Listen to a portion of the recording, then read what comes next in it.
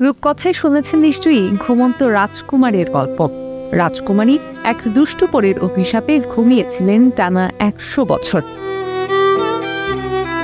সেই গল্পের মতো বাস্তবেও এক রাজকুমার আছেন, যিনি ঘুমিয়ে আছেন টানা 20 বছর ধরে।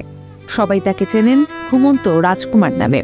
কিন্তু কেন তিনি এত বছর ধরে ঘুমিয়ে আছেন জানব আজ।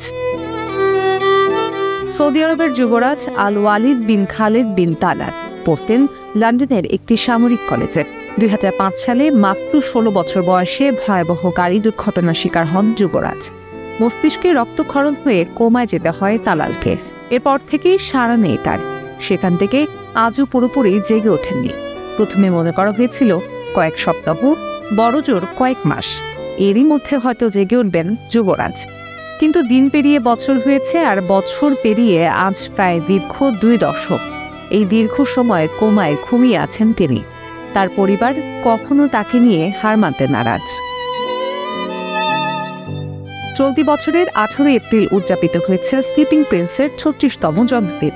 তখনও তিনি হাসপাতালের বিছানায় অসাড় হয়ে থেকেছেন, দেহে শুধু প্রাণের অস্তিত্বটুকু ছিল।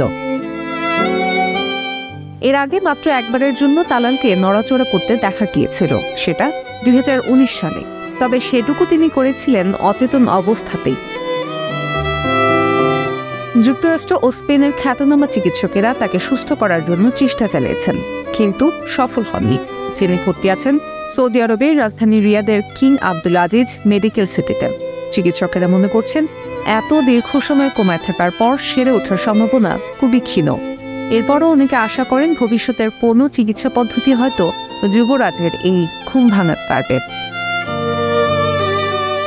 আশা হারাননি তার বাবা প্রিন্স খালেদ বিন তালাল। তিনি বলেন, যদি আল্লাহ চাইতেন তার মৃত্যু হোক, তবে দুর্ঘটনার সময়েই সে মারা যেত। যে আল্লাহ তার প্রাণকে এত বছর ধরে বাঁচিয়ে রেখেছেন, তিনিই তাকে সুস্থ করে তুলতে পারেন।